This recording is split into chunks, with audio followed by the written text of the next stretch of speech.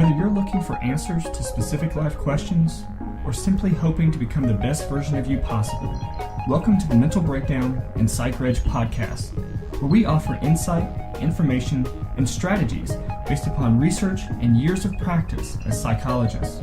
So sit back, have a listen, and get connected with our hosts, Dr. Berney Wilkinson and Dr. Richard Marshall.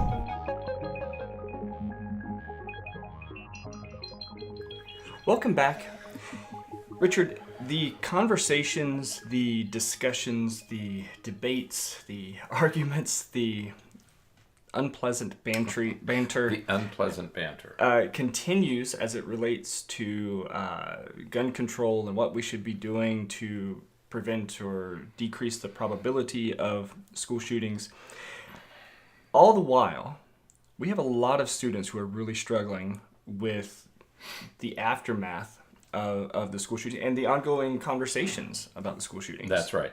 One of the things we've heard about school shootings is how they're sensationalized by the news media. Mm-hmm. You have helicopters overhead and children running out of a school building, and it's all over the news, and it's scary for kids. Right. Why are you smiling? I'm not smiling. You have something on your mind. No, I'm just I think about... No, about me, not what I'm saying. You're looking at me like, did you forget to button your shirt or something? No. Okay. We're okay? You're so I'm a little sensitive self-conscious this morning. Today. No, a little tender this morning.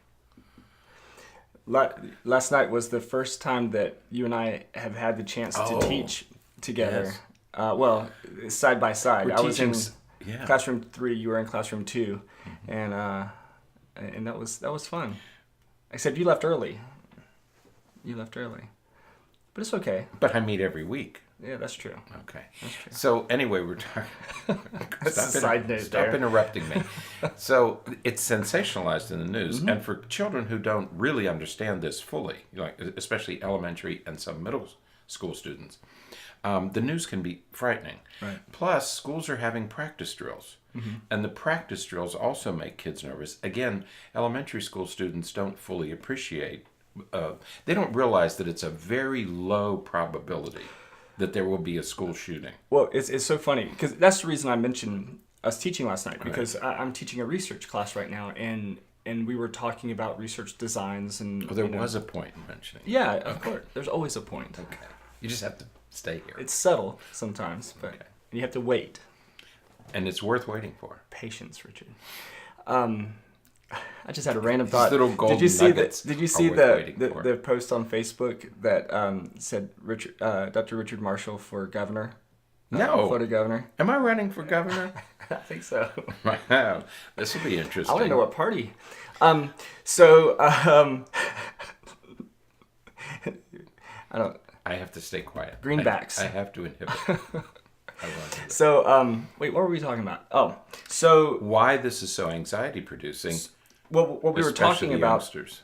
in class last night is we were talking about the probability, or we were talking about research designs. And so I was using this as an example because the students are interested in it. Some of the students work in schools and things like that. And... as we're talking about it, I said, so if this is our idea, if our idea is to implement some strategy to decrease the probability of a school shooting, I said, what is the main limitation to any study that we're going to do with that? Now, these students, have not had a research class in however many years since they were in undergraduate. These are all, working professionals who have come back to get their master's degree. You know what the first thing that they said was? Well, school shootings don't happen often enough for you to really be able to know if... How did they know that? I don't know, but it does make me wonder why they know it and people who, are making these decisions... in positions of making these decisions, they don't seem to know it. I know the answer to the second question. What's that? Your students don't have an agenda. Right. Policymakers do. Yeah. If your goal is to protect the NRA, if your goal is to be anti-gun, then you want to do these studies. If your goal is to be pro-gun, you want to, your students don't have an agenda. Yeah. They didn't begin with the conclusion, The trouble with policymakers is too often they begin with a conclusion. Yeah. Well, first of all, we're not going to do anything about gun control. Right. That's my first agenda. Right. So as soon as you start there, well, and we've talked about if you that. start with the conclusion, then it limits what kind of research you do. Right. That's interesting that they knew that. I was surprised. Okay. Pleasantly surprised. Yeah. Not that I was doubting their... That bodes well for your class because it means does. that they're thinking, they're thoughtful. Mm-hmm. Exactly. So, but all of that was a little bit of a tangent to what you were saying, that, kids, especially elementary school kids and middle school kids, but even some high school kids, they don't really appreciate the relative infrequency of school shootings, and so they are extremely anxious about their safety in the school setting. Right. If you look at the numbers, we several weeks ago we discussed the shootings since 1949. And we said there were 33 shootings, multiple 8 or more deaths, and only 6 occurred in schools. Okay, so while they get broad and intense, I think the intensity is the issue. While they get intense news coverage, there's a very low probability that it's ever going to occur in your. So I think the first message we have to give to children is that while they see this on the news, keep in mind there's a very, very, very low chance that this is going to happen in this particular school. In any particular school, right? Okay. Yeah. So. But kids have a difficult time understanding that, right? Because they are bombarded with information. They're bombarded with, every school just about over the last couple of weeks has done some form of drill, some form of safety practice for, if there's an unknown person on campus, or some kind of drill for different things. And so all of that elevates anxiety. And so we're going to talk about how to help kids dealing with anxiety following some of these traumatic incidents, some of these traumatic events. And it doesn't necessarily have to be a school shooting, though that's going to be a focus that we're going to have.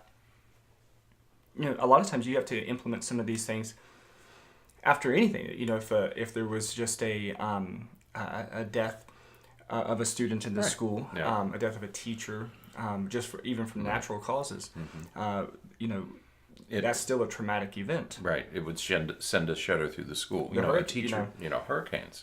The hurricanes last year that we had here in our area, it caused a lot of anxiety from students. Yeah. So this isn't the only anxiety-producing event. Right. It's just that the way it's covered in the news, it makes especially young children. And I think when we talk about school shootings, as you and I have talked about it, we always differentiate between elementary school, middle school, and high school. Right. Okay, because the elementary school is very different from middle and high school. Right. In the first place, and it's very unlikely that an elementary school student is going to bring a gun to school. That's student. They will. If they do, there's not as high a probability of a school shooting. Yeah. They'll have it there. There's been reports of elementary school kids bringing guns to school, but it's to show somebody or to, that kind of thing. Right. So the whole elementary school situation is very different. Right. Okay. So we deal with that a little bit differently. But the first thing we have to remember is that regardless of whether it's a death of a faculty member or a principal, imagine if a school principal would die. Right. And for a young child, they see an adult die and say, that could be my mother, that could be my father. And so they just don't have the cognitive ability to manage the anxiety that those things produce. Right. So it is with school shootings. And what we have to remember is that regardless of the event, parents worry more than children. Right. In general, parents worry more than children. And so the first order of business is the adults have to be very careful that they don't pass their anxiety to the children. Exactly. I think of lightning and thunder. Children are afraid of lightning. Why? Because their parents are afraid of lightning. The parents showed fear, so they show fear. Fear of the dark, fear of being alone, fear that somebody's going to come into your house. Right. I mean, we pass these anxieties on to our children. So teachers and parents have to be very careful. Step number 1, don't pass your anxiety on to the kids. And that's both through what you say and what you do. And how you act. Because, you may not say that I'm terrified of somebody breaking into the house, but if your child sees you going through and checking the doors and windows, 3 or 4 times every night, and you're saying things like, did you make sure that you set the alarm, or did you make sure that this happened, or that, they're going to pick up that same anxiety. Right. So be careful about what behavior you're modeling, because your children are going to pick that up. If a teacher is very, very nervous, you're going to pass that on to your students. Right. Okay. So be careful not to do that. Yeah.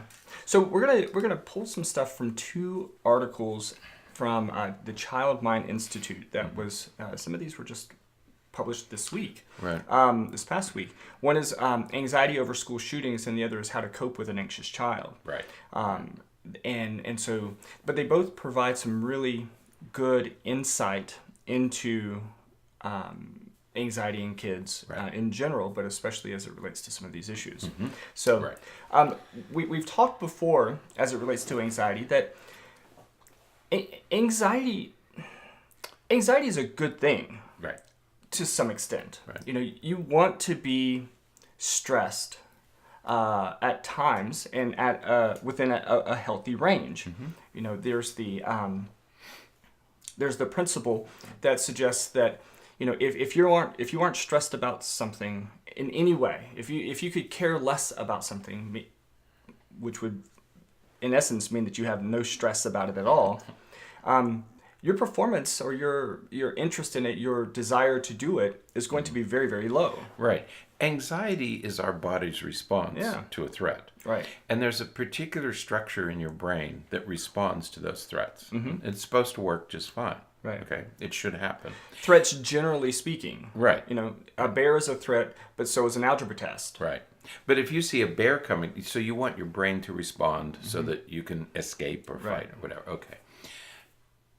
There was a woman in England born without that brain structure. And she was always doing things that were dangerous and damaged her body. She would pick up hot kettles with her hands, burning her hands all the time. She finally was killed in her early 30s. She stepped into traffic because she didn't have any anxiety. She didn't recognize, her brain didn't recognize the danger. Right. Okay. So it's normal. And it's not that she couldn't feel those things or that she couldn't sense those things. It's that, she's looking out and she's like, oh, I can make it. And she goes. Right. But she didn't have it. She didn't recognize it as a threat. Right. Okay. And so our brains have these little structures in them to respond to a nearby threat. Right. And we want that to happen because that's life sustaining. Right. Your brain is capable of escaping danger. Right. Okay. So anxiety is the name we give to our body's response to a threat. Right. And the other piece of that, sort of to add on to that sentence that you said, your body's response to a threat. Your body responds to a threat whether you want it to or not. That's right. It's not a conscious decision. It's called an obligate response. Right. What he said. Yeah, it is. It is a obligate response. It is a response that your body just automatically does to keep you safe. That's right. I've used this analogy before, but if you're in the woods and there's a bear, you're running away before you are cognizant that there's a bear. The way in which the systems in your brain function, the order in which they function, the sensory information doesn't get to your cortex where you perceive it as a bear until after the more internal structures are telling you to get to safety. That's right. The other place you see this is if you hear something that sounds like a gunshot, people will duck. They'll duck first, and then they'll say, "Oh, that was a truck backfire." Right. Okay. The conscious decision occurs after the life-saving action. Right. Okay. And so that's what we mean by an obligate. This is going to happen. It's not under conscious control. Right. So when we're talking about kids, some of this anxiety that they're experiencing, it's not that they're deciding to be anxious about it. Right. And it's that their body is saying, what is it? I don't feel safe. Right. And they're very deep structures that make that happen. And so When we talk about parents passing on their anxieties to their kids, again, we're talking about sort of embedding some anxieties into some of these deep structures that is really difficult. When we see those kids as they become teenagers and adults, we see them, and these are very deeply ingrained anxieties that are really difficult for them to overcome. That are hard to get rid of because they've been doing that anxiety for 5 or 6 or 7 years. Right. And when you do something that long, you become very good at it. And whether they even know that they're doing it or not. Many kids are scared of the dark. If you ask them, they would say that they're not scared of the dark. But if you put them in a situation where they have to walk into a dark room, they're not going to do it. Right. That's right.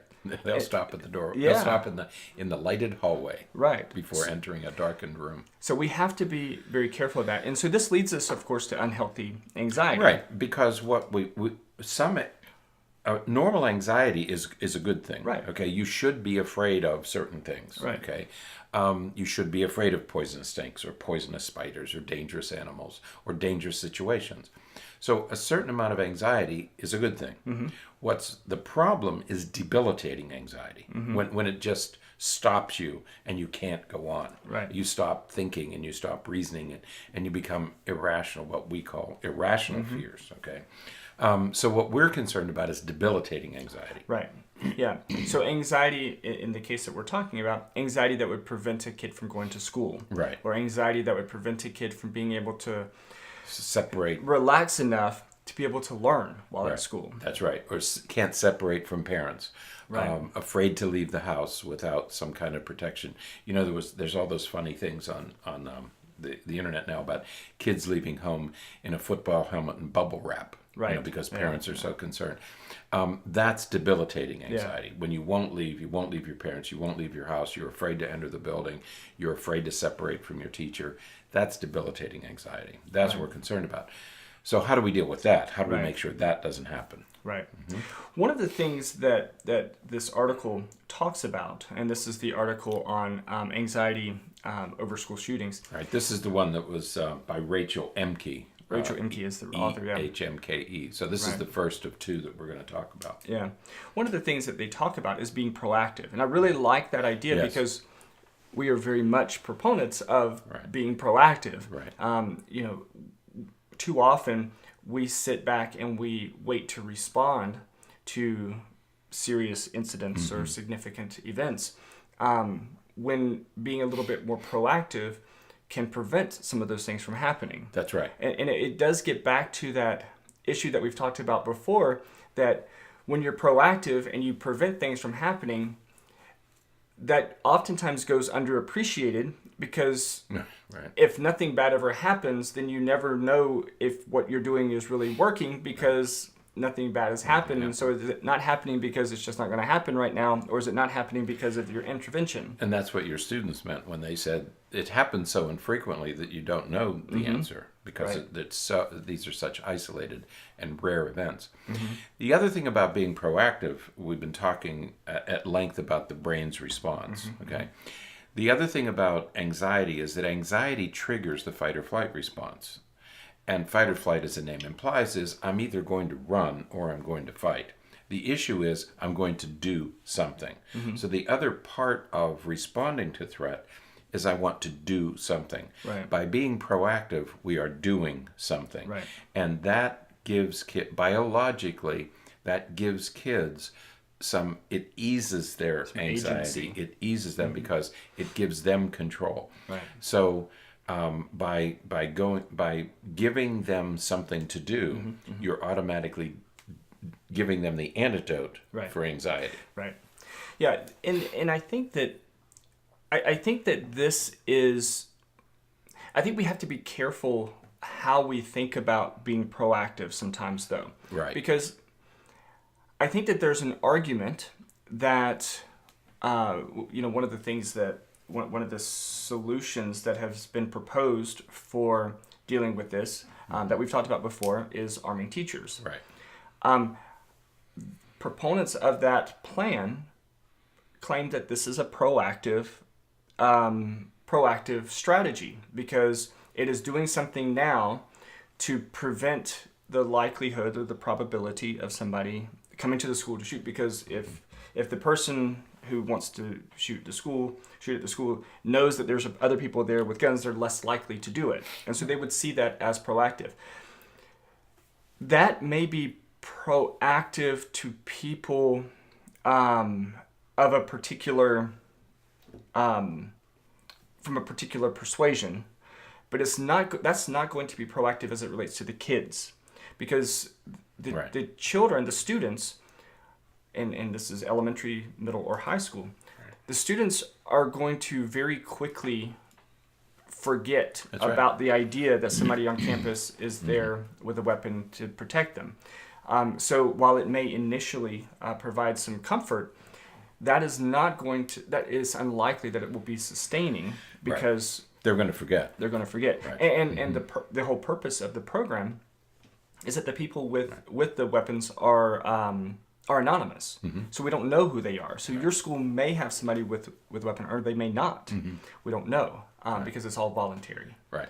But when we talk about being proactive, what we're talking about is it's not just prevention. It's also that you're giving this message. School children should, especially elementary school children and middle schoolers, should be told, this is our school. We have a plan in effect to keep nobody who shouldn't be in the building will get into our building. Right. We have a plan. Right. And take them, show them these are all locked. So unless you have a key, you're not going to be able to get into our building. Right. So that's the first thing we tell them, is that this is our school. Again, it gives them agency. It gives them a sense of control. And we have made plans to keep people out of this school who shouldn't be here. Right. Okay. And I think that a lot of what the kids from the Marjorie Douglas School, high school, are doing, what they're doing is being proactive, in a different way. That's right. You're what you're talking about is very concrete. Look at, this is what we're doing. This is what we're doing. Another way to be proactive is activism. Take some action. Right. That's right. So you get out and you talk about it, and you push those who are decision makers. You push them to make some decisions that are in the best interest of the student body. And if you're a parent, get involved in the PTA. Get the PTA to work with the administration. Take action. That's what we mean by proactive. Right. Take action. Don't just worry. Right. Okay. Take action. Do something. And that's the difference between what we're talking about and the arming teachers movement. Arming teachers movement is passive for everyone except for the few people that's going to have the weapon. That's right. It's passive for everybody else. If you really want to resolve some anxiety, you have to take action, because that's what's going to resolve that. That's right. Because we don't want to just keep schools safe. Arm teachers. We also want to deal with anxiety. We want to deal with. We want to do all those other things. Right. The other thing you can do is have practice drills. Okay, that's another way. That it gives kids a sense that if something does happen, I know what to do. Right. A lot of the anxiety comes from what do I do? Then we're all going to no. This is what we do. Remember, we've been doing this for generations with fire drills. Right. Okay, we talk about duck and cover, but a better example is the fire drill. Right. Okay, kids know where to go. Even little kindergarten and first graders. Everybody knows what to do during a fire drill. Right. This is no different from a fire drill. Right. And one of the things that professionals are advocating, some people have said, well, we should actually get a gun, somebody with a gun, to demonstrate what to do if there's an active shooter. And they said, no. We don't pump smoke and fire. We don't set a fire in the school. Right, so, to have a fire drill, okay? Wow. So, because that would scare the daylights out of most kids if you see somebody with a gun. Daylights is one thing it would scare out of them. I'm sure it would scare some other things out of them. So don't, this isn't a movie scene. Right. We've done fire drills without smoke and fire. Yeah. And they work just fine. Right. Same thing here. There's no need to make this a drama. Right. Okay. So don't start bringing not even toy guns into a school. Okay. And the last thing that she talks about is talking to your children. Right. And I think that it just as is the case when doing active drills. What we were just talking about, the active shooter drills. The other thing that we have to do when we're talking with our kids is we have to talk to them at appropriate levels. Right. If you're going to do drills, for example, the drill itself, if you're not careful, can cause anxiety as well. That's right. Because, okay, now we're practicing it, so, oh my gosh, now it must be a real possibility. You don't want to leave kids, especially young kids, elementary school kids, with that type of impression. Right. So you want to talk with them. You say, it's very unlikely that anything like this will ever happen around here. Right. But you know what? We're going to practice. We're going to, you can talk to them about it in a variety of ways. Right. You may have never been in a car accident, but it doesn't stop you from putting your seatbelt on. Right. It doesn't stop us from being safe in the car, just because it's never happened. And so, so you would talk about these kinds of situations in the same way. Right. When parents are talking with their kids about some of these issues, again, you have to be very careful that you don't offer too many details, too much information. That's right. There's a difference between being honest and being graphic.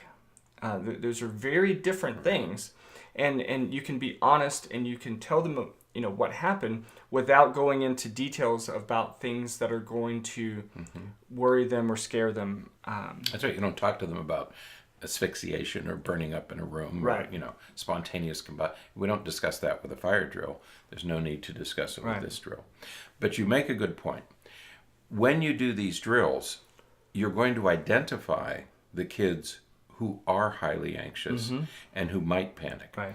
Several years ago, I saw a young boy who, every time the fire alarm went off, he absolutely froze. Okay? It got to a point where they would tell his mother, don't bring him to school today, because we're going to have a fire drill at 10 o'clock. Bring him in after the fire drill. Well, the other thing that another school did is they knew that this boy panicked, so they assigned a teacher to him during fire drills just to manage him. So the other thing you're going to learn by doing these practice drills is who are the kids whose anxiety is too easily triggered, and let's manage them too. Okay? Deal with their anxiety, but also keep them safe. And this goes back to the plan that we talked about last Saturday. Right. Have a plan. In last Saturday's podcast, we talked about a plan to educate teachers and school professionals so that they know how to identify some of these things, how to identify students with mental health concerns, who are at risk for various things. And if you can identify them, then you can do that same thing. You can make the necessary accommodations. I think of children with autism or children with physical disabilities who can't move. Those with sensory issues, sensory deficits, all kinds of stuff. So we identify them during the practice drills, and that's very, very useful. Right. So. Now, the other article that we're going to talk about is entitled "What to Do and Not Do When Children Are Anxious."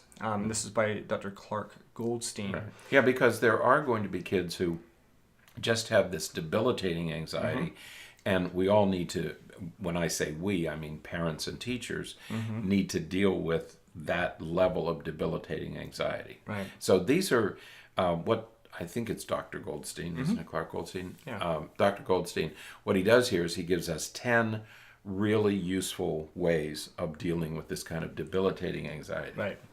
And I love the first one because I can't That's right. I can't even estimate how many times I've said this about anxiety, about anger, about depression, about all these things.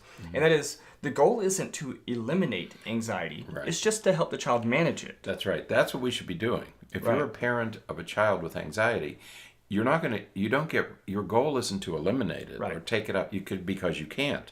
Remember what we said at the beginning of this program. The brain is doing this regardless of what you want it to do, whether you're a child or a parent.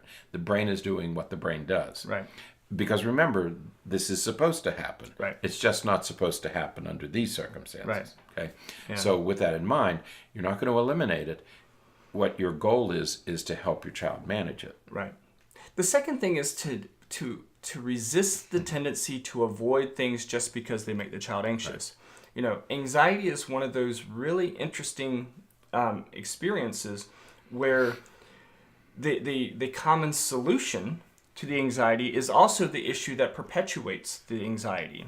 So if you're anxious about going to school, that anxiety is relieved by not going to school, which means tomorrow when it's time to go to school, you're going to be even more anxious about going to school because you know that yesterday you didn't go to school and it relieved the anxiety, and so it perpetuates itself and really becomes significant. And this is, we see this a lot in disorders such as like agoraphobia and various specific phobias, because the person works so hard to avoid the thing that causes the stress or the anxiety or the panic that they inadvertently make their panic or their reaction to those stimuli even more significant. Right. So we have to expose ourselves to those stimuli. In fact, the treatment for anxiety is exposure therapy. Exposure therapy. You have to confront it and manage it. Right. Okay. The urge is to relieve the anxiety, especially if you're dealing with your own children, to relieve the anxiety. I don't want my child to suffer. That's the wrong thing to do. Right. The thing to do is to help your child manage it. Convince your child he or she can overcome it. And we do this in lots of different therapies. So, if a student or a child has sensory integration issues, and they go see an occupational therapist, and the child is sensitive to touch and those kinds of things, what is the therapy? Brushing and touching and putting different fabrics and textures on the skin to get the kid more accustomed to and associated with those things. So exposure therapy is really important. So don't stop doing things just because it causes some anxiety. Yep. Number 3 is to express positive but realistic expectations. And I do really like that idea as well, because, we spend a lot of time talking about positive psychology and the idea of positivity in general. It is important to be realistic, though. We've talked before about, the idea of trying to teach our kids, you can be anything that you want to be. Right.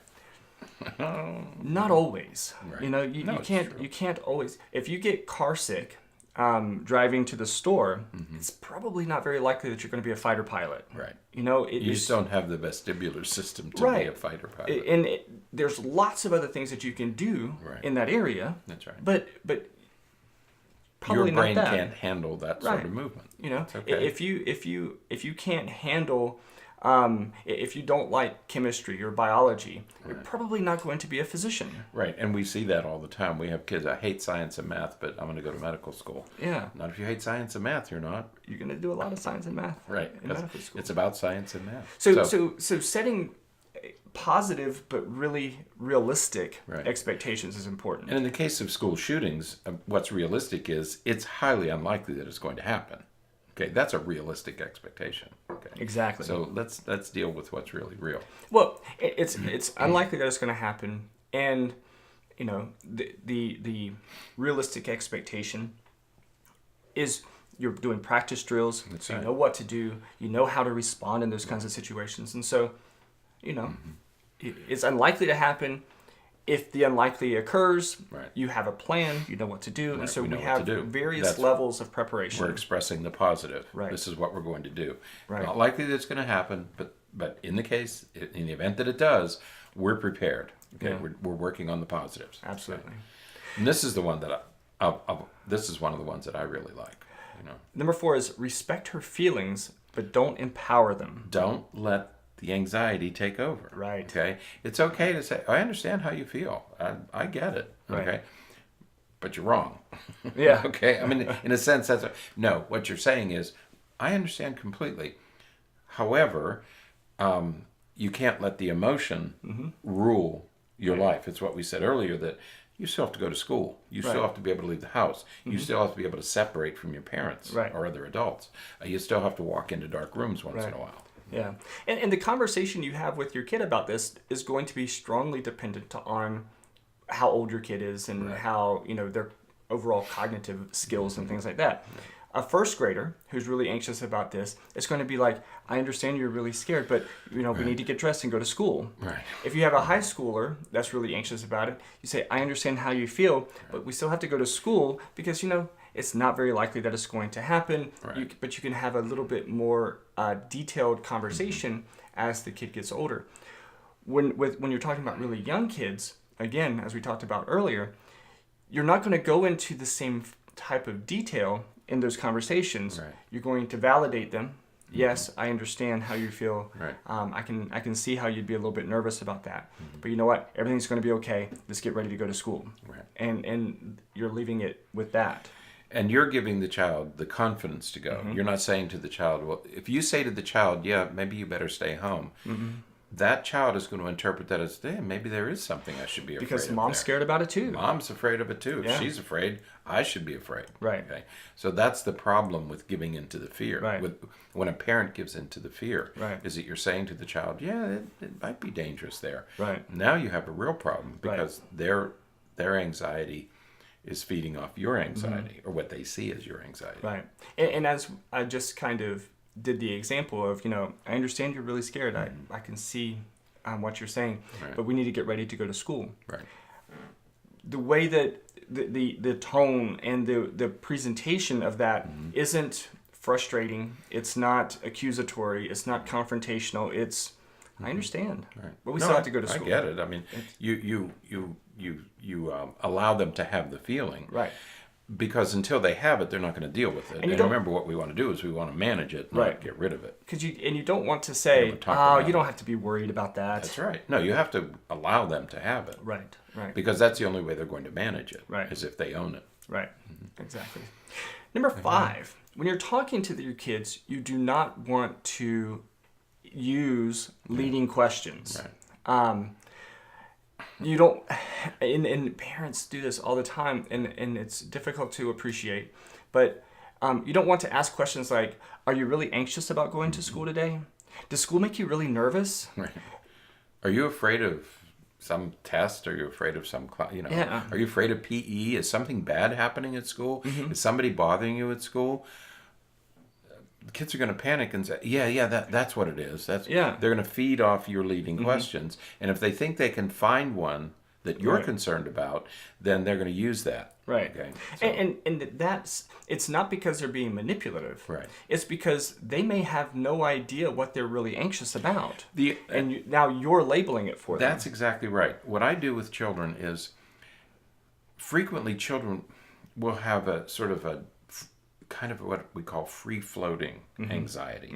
There really isn't anything there that there's nothing at school that they're afraid of. They would just rather stay home, okay, which is understandable. Sure. Okay. So by forcing the child to articulate it, by making them say, I'm afraid of PE. Right. Now you have something to talk about. Okay, what is it in PE? I'm afraid of spelling. I'm afraid of the teacher. Right. Now you have something to work with. If you're feeding them suggestions, then you're answering their questions. Right. No, you must put them in a position where they have to articulate Right. it. If they can't come up with something very specific and convincing, Right. then there's no reason why they can't go. Right. If they are being bullied, you want to know that. If they're being victimized, if they're being tormented by somebody, Right. if there is a real problem, they should be able to articulate. Even a first or second grader could articulate that. Okay. Yeah. If they can't, then it's probably just sort of free floating stuff. I'd Right. rather stay home. Right. Number 6 is not to reinforce the child's fears, and this is pretty consistent with the one that we talked about a moment ago, with respecting their feelings but not empowering them. Right. You don't want to reinforce their fears. Yeah, you should be scared of that. I would be scared too. I can. I'm scared. I was scared of that I'm terrified of that. Maybe that is something we should be afraid of. Right. You don't want to do those kinds of things because, again, if I'm worried about it, and now my parent, who is supposed to be this courageous, person, is also afraid of it. Right. Wow. There must be a danger. Right. So, number 7 is encourage the child to tolerate her anxiety. That's right. We said earlier, you're not going to. The goal is not to eliminate it. We all have some. Okay. But you have to learn to tolerate it. Okay. There's nothing wrong with it. Okay, as long as it doesn't become debilitating. Yeah, you might be. I understand you're a little bit worried. It's okay. You're safe. Everything's good. Yeah. Teach them how to tolerate some anxiety. Because if they get the feeling they shouldn't have any, then there's just going to be this constant search. Right. Then they become anxious about being anxious. Right. And then that just perpetuates things. Right. Now, I really like number 8, because number 8 is to keep do your best to keep the anticipatory period short. Right. You know, we talk a lot in therapy about anticipatory anxiety. Right. You know, and you see this from birth just about. You know, some of the very first times that your baby goes to the pediatrician, for example, they begin to associate going to the pediatrician with getting a shot. Right. You know, so you have, I could not work in a pediatrician's office, you know, because there's babies crying in the waiting room all the time, right. because they're there and they know that they're there to get a shot.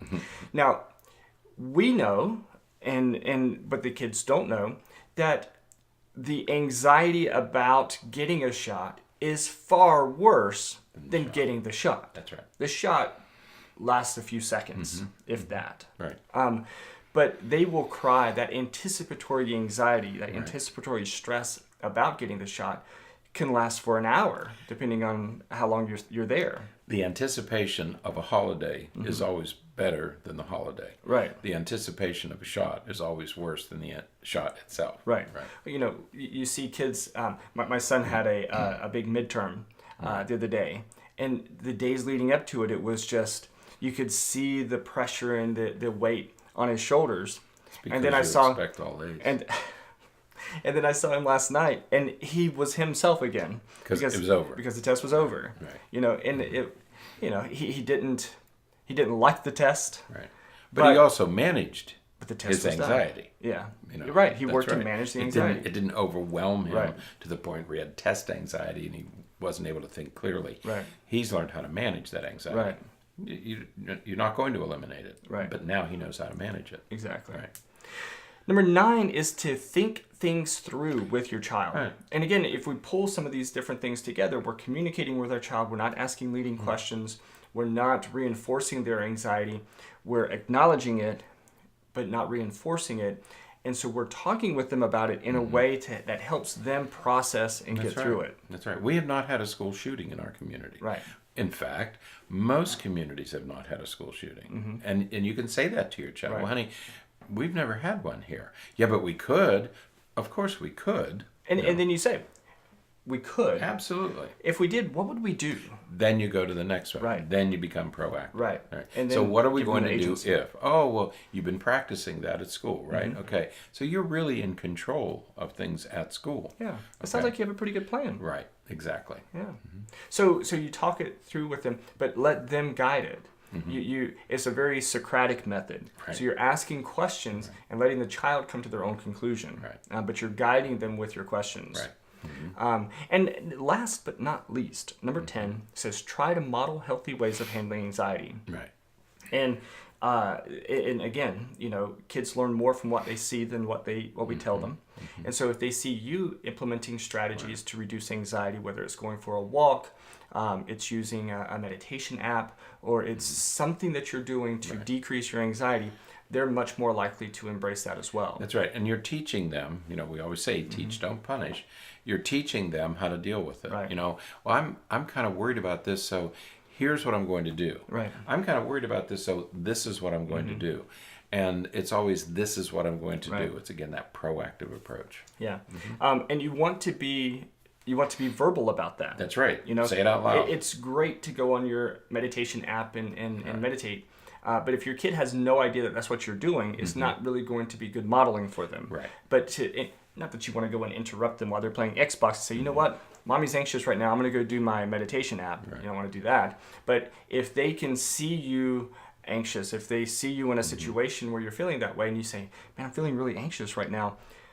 I need to do something to help get rid of this anxiety. So I'm going to listen to some of this music, or I'm going to do this, or I'm going to do that to help relieve that anxiety. That is what's really important for them. Make it a very natural thing. So. Right. All right. So, but I have 2 news stories that I want to talk about this morning. What? Are we allowed? I guess. Okay, I won't. Depends on what the news stories Never are. mind. It's okay. You see. Censoring me again. What? No, there are 2 news stories that relate to this. Okay. Okay, one is there was a budget signed yesterday, a new budget. It's been proposed. On the 21st of March. 21st of March. Yeah. Right. Because we have another government shutdown looming. I think sometime soon. And so to avoid that, some $1 trillion budget has been approved. We have bipartisan approval for the budget. Okay. And the reason I'm bringing it up is because in our shows, we've talked about the Dickey Amendment. And the Dickey Amendment made it illegal to fund research that in any way advocated gun control. Right. I'm happy to announce that in the new budget are monies, over $1 billion, to study guns as a public health issue. Fantastic. So the first time since 1996 that the federal government is now allowed to and funded to study gun violence. Perfect. Okay, so that's a piece of good news. Yeah. Okay, we're very happy to hear that. So hopefully that will translate into some action.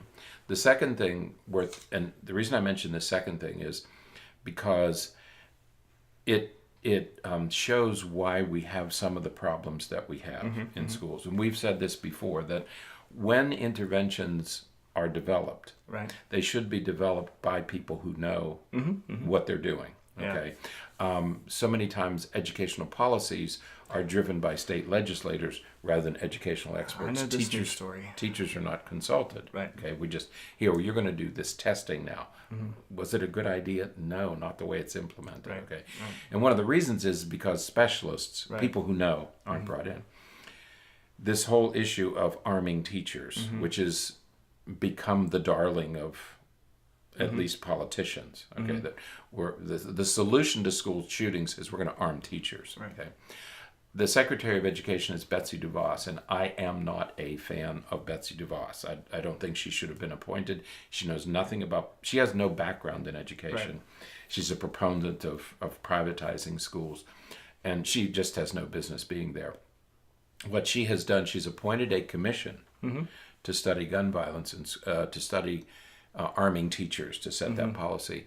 And she has appointed three or four other members, and they're all cabinet members. They're the head of Homeland Security and Jeff Sessions, the Attorney General. These people know nothing about how schools operate. And again, when we bring people in like that who know nothing about how schools work, who don't know what needs to be done at the elementary, middle, and high school level, that's when you get interventions and policies that don't work, and you end up with unintended consequences. Right. So I'm hoping that this group of four don't do a lot of damage. It's too important an issue, okay? And get the experts, get people who know this stuff, know what they're doing to solve these problems. Because if people who don't know what they're doing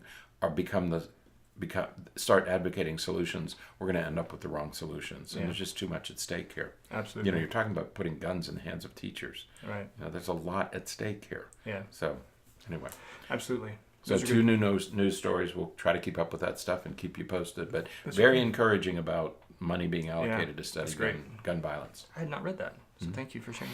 All right. So that is it for today and this week. Yeah. Until next time, stay happy, stay healthy, and forget to be afraid. Thanks for sharing this episode of the Mental Breakdown and Psychreg podcast.